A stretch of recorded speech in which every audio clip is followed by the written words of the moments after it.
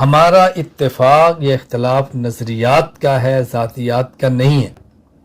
اور یہاں ایک بات اچھی طرح سمجھنا، یہ جو میں کہتا ہوں نا ذاتیات کا نہیں ہے، اس کا مطلب اپنی ذات ہے، اس کا مطلب اللہ کی ذات نہیں ہے، انبیاء علیہ السلام نہیں ہیں، صحابہ کرام نہیں ہیں، مجتہدین نہیں ہیں، اکابرین علماء دیوبند نہیں ہیں۔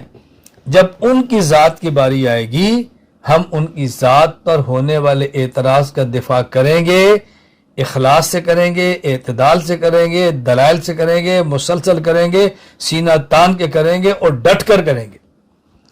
اللہ کی ذات پر اعتراض ہوگا تب بھی کریں گے، نبوت کی ذات پر ہوگا تب بھی کریں گے، صحابہ کی ذات پر ہوگا تب بھی کریں گے، مجتہدین کی ذات پر ہوگا تب بھی کریں گے، اپنے مشائخ اکابر علماء دیوبند کی ذات پر ہوگا تب بھی کریں گے۔ ہاں اپنی ذات پر اعتراض ہوگا تو اس کی صفائی نہیں دیں گے، لیکن اس کا معنی یہ نہیں ہے کہ ہم صفائی نہیں دیں گے یعنی کسی کو بھی نہیں دیں گے، یہ معنی نہیں ہے۔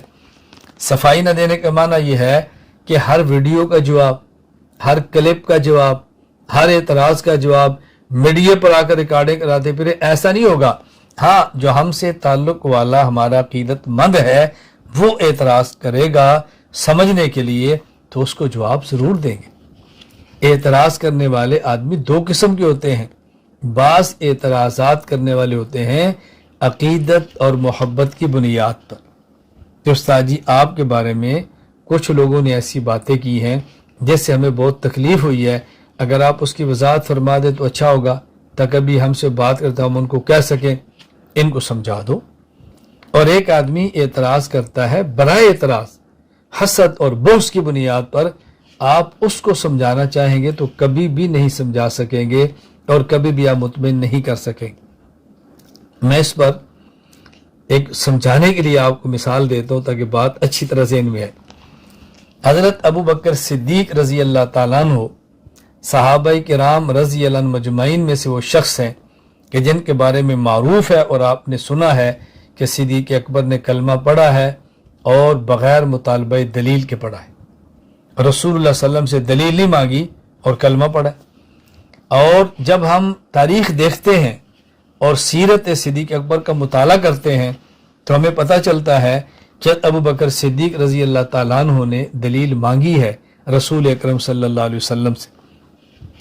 جب حضرت صدیق اکبر رضی اللہ تعالیٰ عنہ بغرض تجارت ملک شام کے سفر پر ہیں تو آپ نے خواب دیکھی اور خواب دے کر عیسائی راہب کے پاس گئے اور کہا میں نے خواب دیکھی ہے۔ اس نے اس خواب کی تعبیر یہ بتائی، اس نے کہا مکہ میں ایک شخص پیدا ہوگا یا ہوا ہے جس کا نام ہے محمد صلی اللہ علیہ وسلم، انت تکون وزیرہ فی حیاتہ وخلیفتہ بعد مماتہ، جب وہ دنیا میں ہوگا تو تو اس کا وزیر ہوگا اور جب وہ دنیا میں نہیں ہوگا تو تو اس کا جانشین اور خلیفہ ہوگا۔ حضرت ابو بکر صدیق رضی اللہ تعالیٰ عنہ نے یہ خواب کی تعبیر سن لی، مکہ مکرمہ میں آئے، نبی پاک صلی اللہ علیہ وسلم سے دوستی تھی، محبت تھا، تعلق تھا۔ جب دیکھا تو حضور پاک نے کلمہ کا اعلان کیا ہوا تھا۔ ابو بکر صدیق نے کہا مد دلیل علی ما تدعی یا محمد صلی اللہ علیہ وسلم، اے محمد جو آپ نے دعوی نبوت فرمایا ہے اس دعوی نبوت پر دلیل کیا ہے؟ اللہ اکبر، اللہ اکبر۔